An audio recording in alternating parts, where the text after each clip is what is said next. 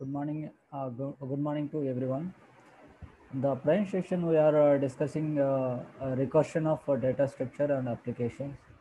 So, module 2 under the module 2.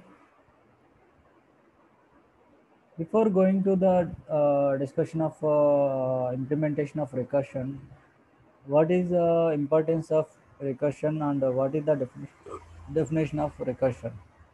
So, what is the recursion? What is the importance?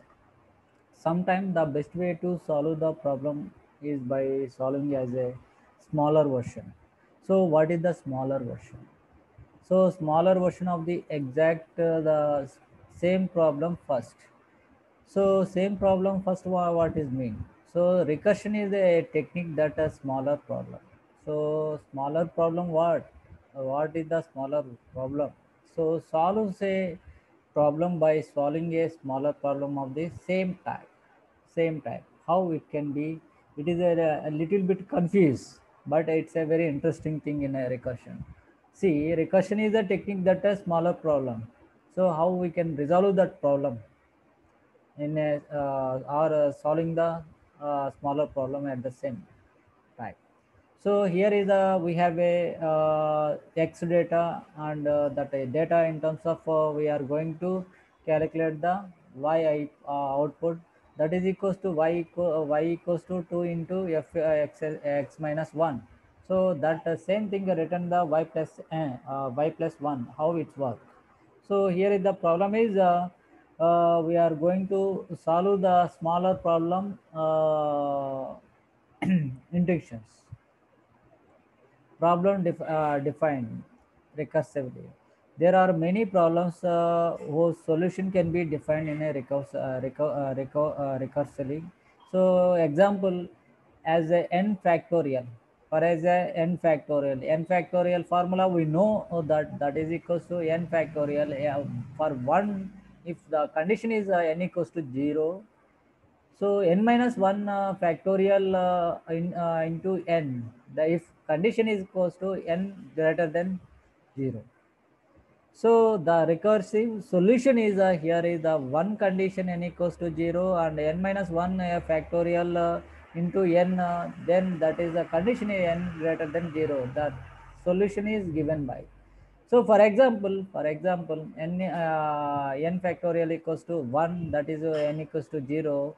So n of 1 into 2 into 3 into and so on, n minus 1 into n. That condition is the n greater than 0, the closed form solution. So here is the two kind of solutions we have in a data structure. So first one is the recursive solution and the closed form solution. In a recursive solution, we are going for that directly we are introducing the n values, and closed form directly we are introducing the integer values. So coding the factorial function coding we have to do. So what is the coding of factorial function? Recursive implementation, first thing you have to go for that factorial function in terms of a syntax. So that into factorial into n, the n is the n numbers, that is equals to if n equals to 0, that base case, first case, return equals to 1, else return n into factorial n minus 1. So two conditions, n equals to 0, return 1, else return n minus 1, n into factorial n minus 1, it is goes to first condition. So here we can see here, see 5 factorial, 5 into 4. So 5 into 4 means 5 into 24 equals to 120 is return value. And see here 5 into 3 factorial. So see here, sorry, 5 into 4 factorial, 4 into 6, that is the 24 is the return value. 4 into 3 factorial, 3 into 2, that is equals to 6 return value. 3 into 2, that is equals to 2 into 1, that is 2 is the return value. Then 2 into 1, 1 that is equals to 1 into 1, that is the return value like this. And 1 into 0 value, that is equals to 1, that is the return value. See, like this we are going to 1 into 0 factorial, 2 into 1 factorial, 3 into 2 factorial, 4 into 3 factorial, 5 into 4 factorial, and 5 factorial. So here the values are, we can see final value we got in the 120 value. So that means that the factorial, it is the return value, how it's depends on the how much data we are adding. That is equals to n into n minus 1 factorial. So that way we have to see the recursive how it's work. So coding the factorial function continuations. So number of iterative implementation is the main important in a factorial function of recursive method. In factorial into n into fact 1. So for condition is the count equals to 2, count greater than or equals to n, then count is the increment, then factorial is equals to factorial into count. So here the count is a 2, the factorial 1, then totally it is a 1 into 2, that is equals to 2. The return factor is the 2. So in this very important thing, it is iteratives. Iteratives means number of iteratives. How many iteratives we have to go for? That is equals to count greater than or less than or equals to n.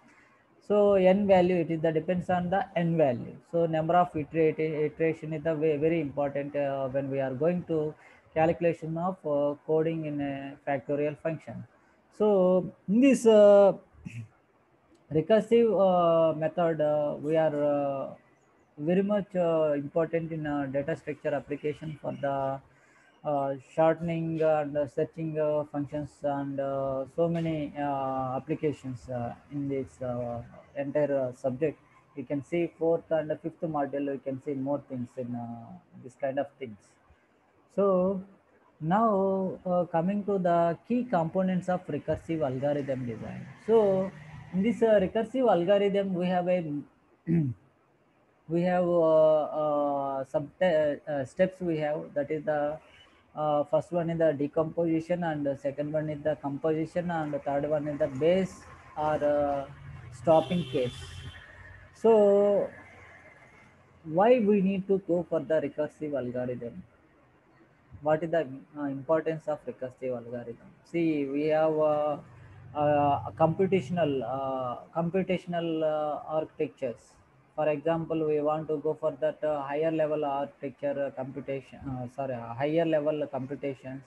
So we need recursive algorithm. So that's why here we are discussing about the recursive algorithm design key elements. So first is what is the smaller identical problems?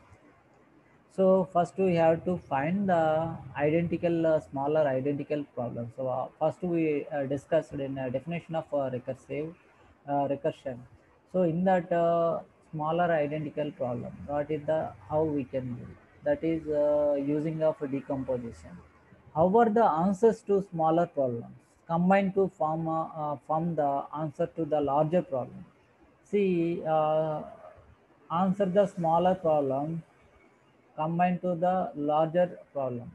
So that is very difficult. So that's why we are using the composition method for that one.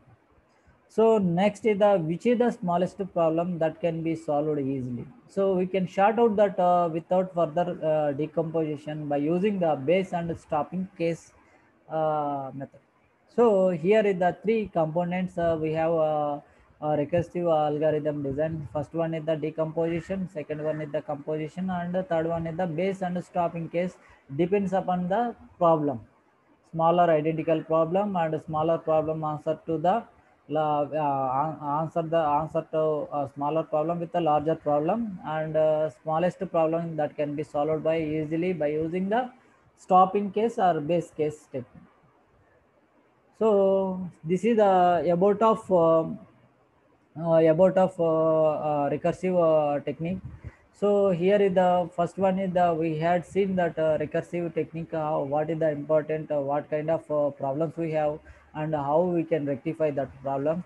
And secondly, we had seen that problems define how we can define the problem. So for example, we took a n factorial numbers, then how it's work, n equals to 0 and less than or greater than or equals to, equals to greater than 0, how it's work, recursive solution and closed form solution, and coding the factorial functions, how it's work, and at last coding the factorial function, how it return the values, and coding factorial in iterative, how we can implementation by using the n value, and key components of recursive algorithm is the decomposition, composition, and base and stopping cases functions we are using. So this is the overall module 2, the module 2 in data structure and application. So in that module 2 we have covered stacks first session, and the second session we covered the queues, and the third session means the present session we covered that recursion importance. So in this main important questions they will ask from that stack and queues and recursion in syntax, means functions. So this way people students please take care of this module. It is a very easy module, and you will get a good marks of from this module. So simple and easy module. So you have any doubts regarding to this module, please contact on WhatsApp group. Thank you. Thank you all.